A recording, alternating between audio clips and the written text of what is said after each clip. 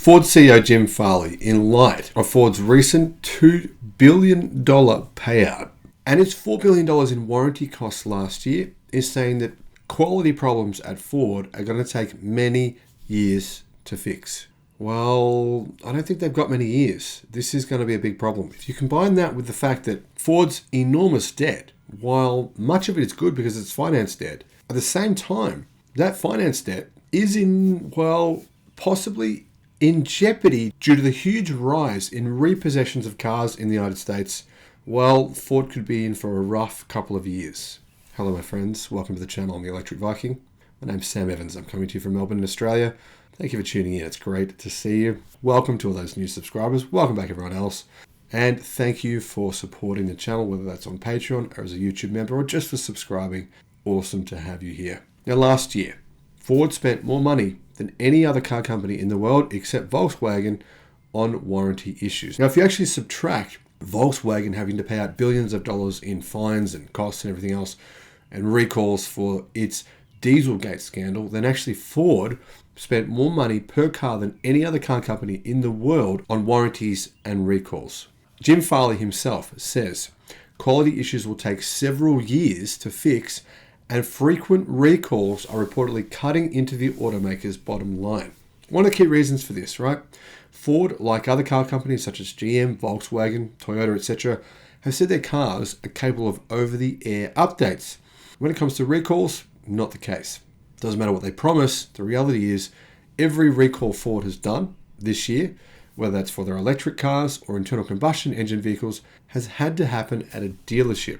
That costs a lot of money. Plus, if you combine that with Ford's recent $2 billion loss, which they'll have to mark down over the next 1 or 2 quarters as a result of massive quality control issues that went on in their F-Series trucks for around 16 years, Ford are in a pretty tough place now as they try to move from gasoline-powered cars to EVs. If you haven't noticed already, Ford has a huge problem with recalls and overall quality.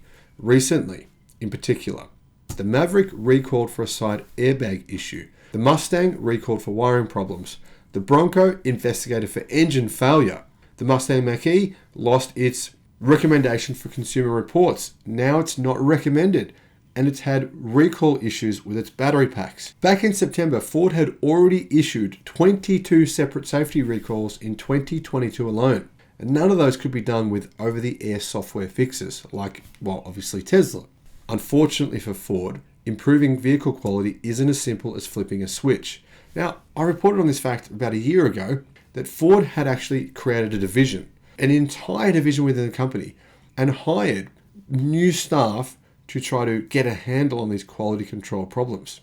Obviously, it hasn't happened yet. Ford Authority reports that Ford CEO Jim Farley admitted it would take time to get quality issues under control at a meeting for the Ford Retired Engineering Executives Group. Fixing quality at Ford is my number one priority, he said, above everything else, above EVs, above batteries, fixing quality. It is the most important initiative in the whole company, and it's going to take several years. We didn't lose it in just 1 or 2 years. Until we fix quality, nothing else matters. Interestingly, he says we didn't lose quality in just 1 or 2 years. It took years to create this culture. That's a strong statement, but it's also not surprising to hear. Earlier this year, Farley named Josh Halliburton the company's quality SAR and vowed to reduce how much money Ford spends on recalls and warranty work. As you would have guessed, based on the frequent recalls, Ford spends billions of dollars on those two things every single year. According to Eric Arman, editor of Warranty Week, Ford's warranty payouts last year were the highest in the US.